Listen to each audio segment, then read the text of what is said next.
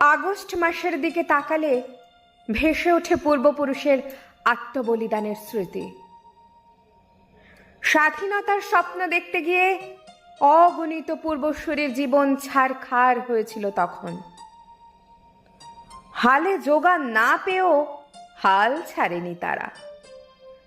খেয়ে না খেয়ে আতঙ্কে রাত দিন এক করে, ক্রূর শাসকের ক্রূরতা সহ্য করে, কাল কুঠুরিতে কিংবা হাঁড়ি কাঠে হাসতে হাসতে মুক্তির স্বপ্ন দেখত। মুক্তি এলো 15ই আগস্ট। সার্বভৌম দেশ পেল 3 রঙের পতাকা। যেসব সংগ্রামী পতাকা দেখতে পেল তাদের বুক ভরে গেল গর্বের বাতাসে। শীর্ণ চোখে মুখে ফুটে উঠেছিল দ্যুতিময় শান্তি।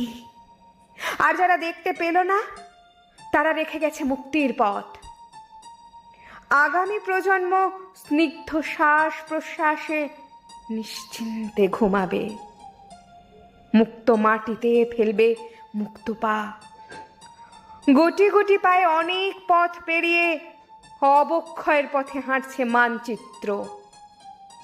হিমালয় থেকে সমুদ্র, মরুভূমি থেকে সবুজ, সুবিশাল জন অরণ্যে হারিয়ে যাচ্ছে সুপথের পথ। যে গভীর আত্মপ্রত্যয়ে তৈরি হয়েছিল পতাকার 3 রং, সে রঙের রং এখন বিলুপ্ত প্রায়। নেতা, মন্ত্রী, আমলা যে যেখানে বসে আছে ভুলে গেছে পতাকার 3 রঙের ঐতিহ্য। সর্বক্ষেত্রে দুর্বৃত্তের দৌরাত্ম্য, স্বার্থ, লোভ, লালসার, ধর্মের উলঙ্গ নৃত্যে বিষাক্ত হয়ে উঠেছে সীমারেখা। অসীমের দিকে তাকিয়ে তিরঙ্গা আজ ওড়ে।